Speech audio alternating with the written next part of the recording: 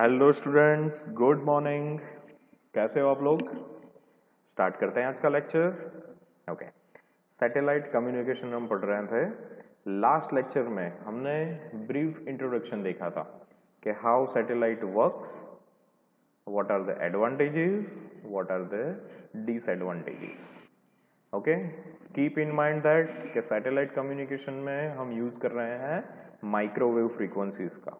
Okay, और satellite is about 36,000 kilometre from the surface of earth.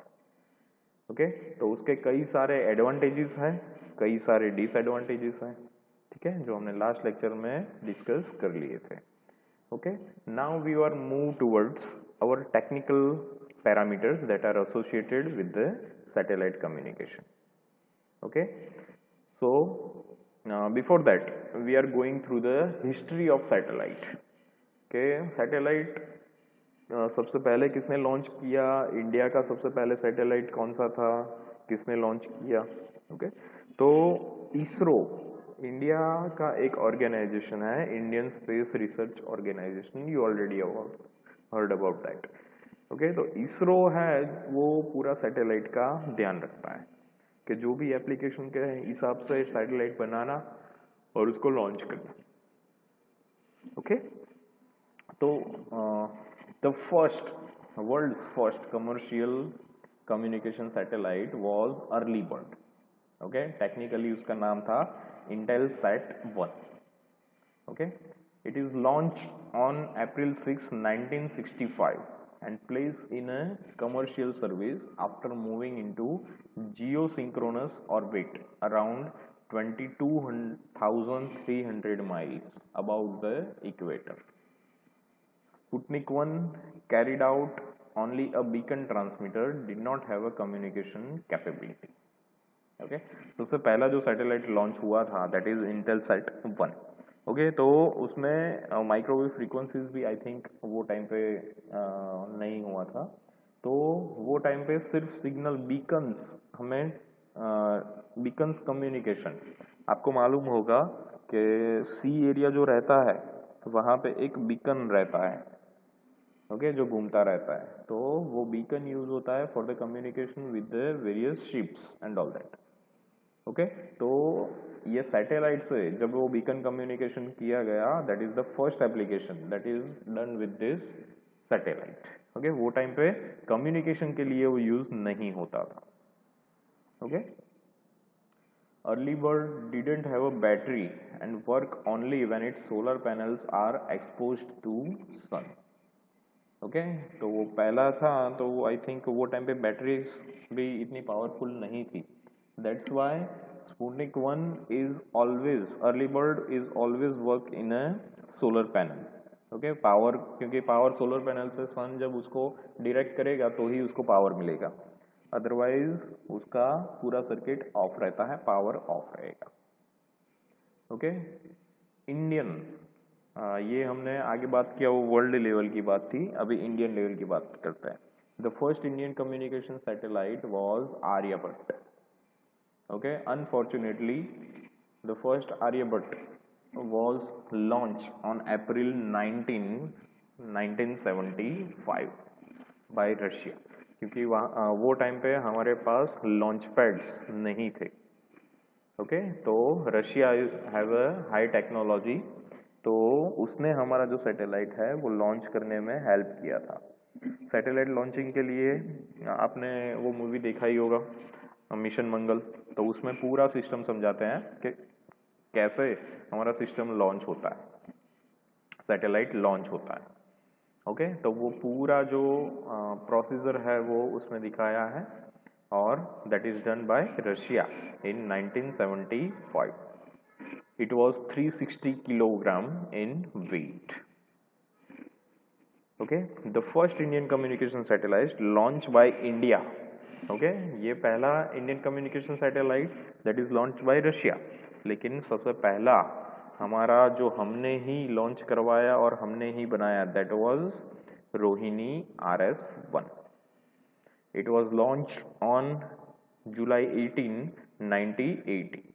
It was launch eight Satish Dhawan space centre SDSC और you can say that उसका दूसरा नाम है Sriharikota range, जिसे हम बोलते हैं इन आंध्र प्रदेश।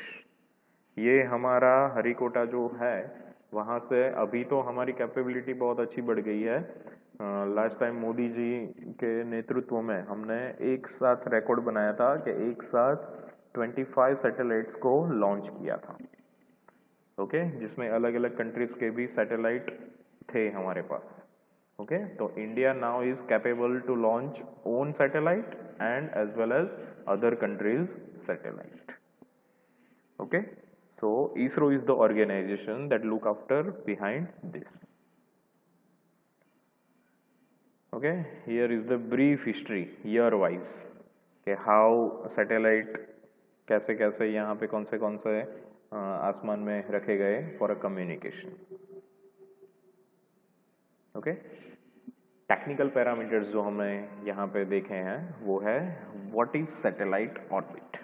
सैटेलाइट ऑर्बिट क्या है? तो पहले मैंने एक डेफिनेशन बताई थी कि satellite is move around earth in pre defined mathematically, जो हमने कैलकुलेट किया है वो पाथ में ही घूमता रहता है। और जो मैथमेटिकल कम्युनिकेशन जो होता है, मैथमेटिकल जो पाथ करने का फिक्स करने का जो कैलकुलेशन है, that is based on a gravitational force. Okay, earth का जो ग्रेविटेशनल फोर्स है वो सैटेलाइट को अपनी ऑर्बिट से बाहर नहीं जाने देता है। Okay, so orbit is a path traversed by a satellite, okay, like a moon. Okay, moon क्या करता है? अर्थ के अराउंड एक पर्टिकुलर जो पाथ है उसमें घूमता रहता है।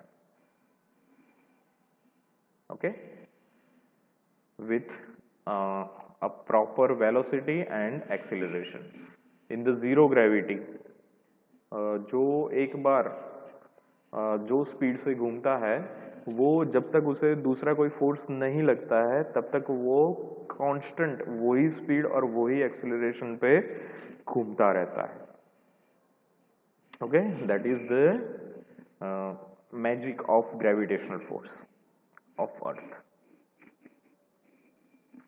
Types of orbit. ओके, कौन सी ऑर्बिट में आप सैटेलाइट को रखते हो?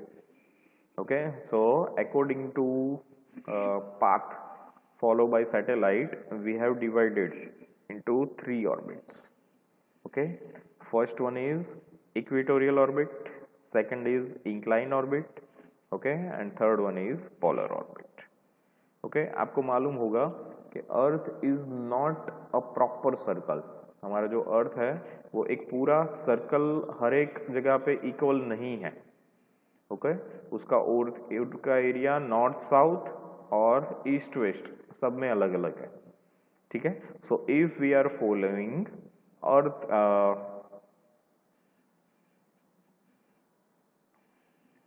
east west, if we are following east west direction, okay, you can say that equatorial direction, then that orbit is called equatorial orbit satellite.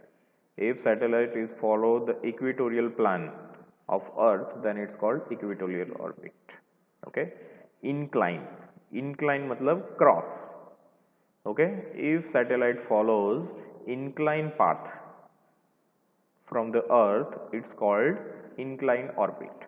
Okay, and polar orbit, north pole south pole. If we follow the polars, then it's called polar orbit satellite.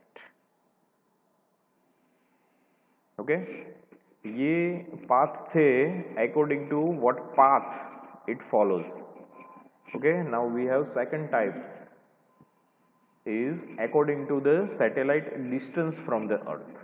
Okay, वो अर्थ से कितने दूर है उसके according हमने तीन part में divide किया है सैटेलाइट्स को, ऑर्बिट्स को, सॉरी। एक है LEO, MEO and GEO. Okay, lower earth orbit, medium earth orbit and geostationary earth orbit. Okay, lower earth orbit नाम से ही अगर आप लॉजिक लगाए तो आपको मालूम पड़ेगा कि अर्थ के जो नजदीक घूमता है उसको हम बोलेंगे lower earth orbit.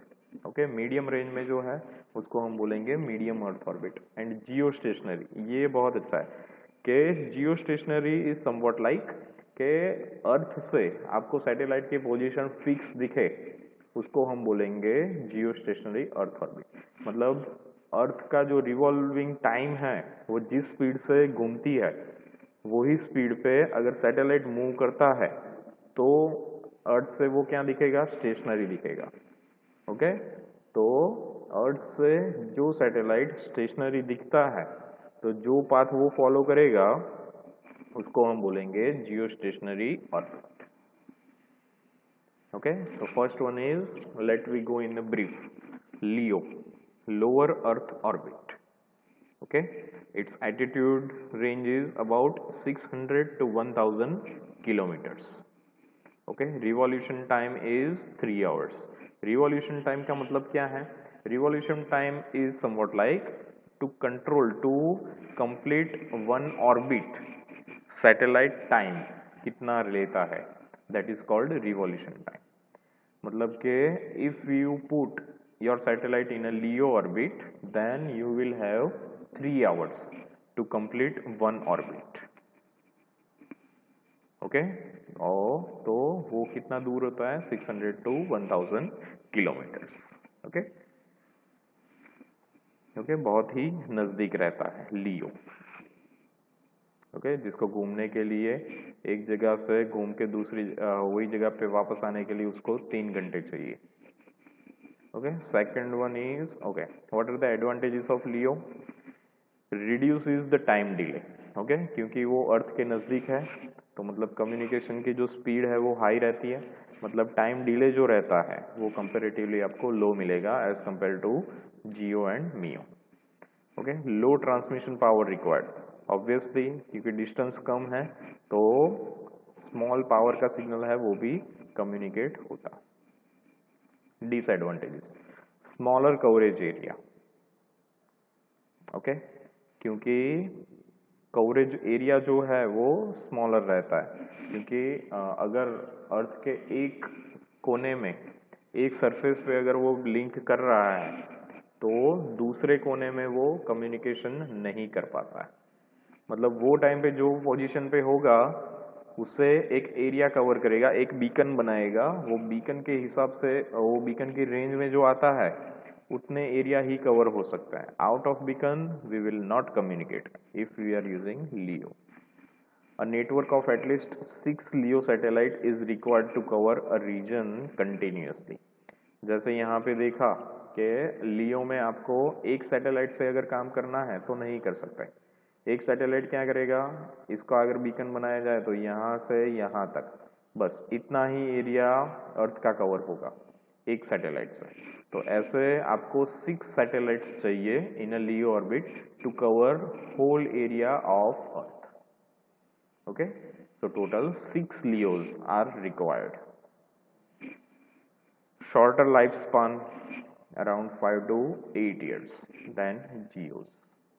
Okay, LEO में जो सैटेलाइट वर्क करता है उसकी लाइफ स्पान रहती है 5 to 8 years।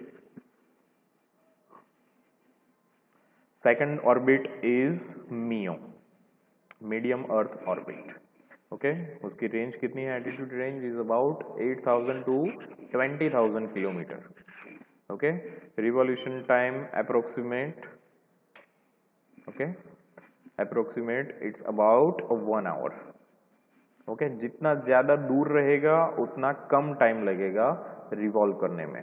ओके, ये है जियो, ये है मियो। ठीक है, मियो को अर्थ को कवर करने में अराउंड 1 hour जितना टाइम लगता है। Okay, these orbits are primarily reserved for communication satellite that cover the north and south pole। Generally north और साउथ पोल में कम्युनिकेशन के लिए यूज होता है। Unlike the circular orbit of the geostationary satellite, MEOs are placed in elliptical orbit. Okay, यहाँ पे जो आपने देखा कि प्योर राउंड नहीं है इसका। Okay, instead it follows elliptical path from the earth। Okay, approximately a dozen medium Earth orbiting satellites are necessary to provide continuous global coverage of 24 hours a day. Okay, 112 MEOs are required in an orbit to coverage 24 hours and all areas of the Earth. Clear? MEO's advantages are slightly longer propagation delay than the GEO, slightly higher transmission power required. Okay, coverage spot greater than LEO but still less than GEO. और coverage spot जो रहता है वो जियो से कम है लेकिन लियो से ज्यादा है. Multiple MEOs are still needed to cover the region continuously. Handovers and satellite trackings are still needed, hence high complexity. Okay, third orbit is GEO. Okay, geostationary Earth orbit. ये हमने देखा था. It is about 36,000 kilometers away from the Earth's surface. Revolution period is same as the period of Earth, क्योंकि geostationary का meaning ही वही है कि अर्थ से कहीं पे भी आप देखो तो वो आपको स्टेशनरी ही लगेगा. ओके, क्योंकि वो अर्थ की स्पीड से घूमता रहता है. ओके, वो एक्चुअली अर्थ की स्पीड से नहीं घूमता है, वो 36,000 किलोमीटर दूर है, तो मतलब उसको यहाँ से यहाँ जाने में ज़्यादा टाइम लगता है, लेकिन उसकी स्पीड इतनी होती है कि अर्थ से आपको वो स्टेशनरी दिखता है. Okay, satellite in GEO appears to be stationary over a fixed point on the ground. Okay, यहाँ पे आप किसी भी एरिया के किसी भी पॉइंट से देखो तो वो आपको कैसा लगेगा? फिक्स लगेगा. ओके, स्टेशनरी लगेगा. One GEO satellite covers 1/3 of the Earth's surface using fixed antenna at the Earth station. So 3 satellite requires to cover the entire Earth. Okay, 3 satellites are required to cover entire Earth. Geostationary satellites are commonly used for communication and weather observation. A typical service life expectancy of the geostationary satellite is about 10 to 15 years. As compared to LEO and GEO, the lifespan is more. Okay, तो जियो stationery जो satellites हैं उसको हम ज़्यादातर use करते हैं for communication and weather observation. That is the main application of this satellite, weather observation. Okay, what are the advantages? Large coverage area. Okay, geo satellite have 24 hours view of a particular area. Okay, मतलब कि किसी भी time पे आपको communication करना है, you can do it 24 hours. Disadvantages are propagation delay is more as the distance is more, क्योंकि 36,000 kilometre दूर है और सिग्नल को एक्चुअल कम्युनिकेशन होने में कितना टाइम लगेगा? 36 kilometers from the earth to satellite and 36,000 kilometers from the satellite to earth. तो total 72,000 kilometers a ray should cover. As the distance is more, signal is of receiver is very weak. So जो ब्यूस्टअप वाला जो signal होता है ऐसी circuits receiver side पे होनी चाहिए. Geo stationary satellite centered about equator have difficulty broadcasting signal to a near polar region. Okay, near polar region में अगर आपको कम्युनिकेशन करना है so that is tough for geostationary satellite. What are the frequency bands that are used in satellite communication? Okay, generally हमने देखा था कि microwave frequencies are used in satellite communication, but the microwave frequencies are L, S, C, Ku and Ka. ठीक है, जिसमें से particular range of frequencies are used for uplink and particular is for downlink. Okay, and remaining will work for the bandwidth. Okay, for data communication. Okay, so this table shows that which bands of microwave frequencies are used for satellite communication. Okay, C band. Okay, C band का अगर देखा जाए तो what are the features of C band? Large dish antenna required, 3 meter long diameter वाला जो antenna है that is required if you are using C band. Okay, low rain attenuation इसका, लेकिन ये फीचर्स, ये एडवांटेज बहुत है, क्योंकि अगर आप छोटा सा एंटेना यूज करते हो like dish TV and all that, तो आपको कई बार आपने फेस किया होगा कि वाइल रेनी सीजन में जब बारिश हो रही है तो आपको इतना कम्युनिकेशन नहीं मिलता। Okay, uses TV signal reception. एक पहले यहाँ पे यूज होता था कि एक डिश एंटेना से आप रिसीव करो और यहाँ से फिर वायर्ड कम्युनिकेशन जाएगा सब टीवीज में। ओके, जब ये डिश टीवी D2H जो हमारा है वो सिस्टम एस्टेब्लिश नहीं हुआ था तब। ओके, तो one main antenna will receive the signal and going give it to further wired. Second is KU band. Okay, small antenna size, high antenna gain, rain, snow, ice susceptibility. Okay, जो ये हमारा dish TV है वो। Okay, that is used for remote TV broadcasting.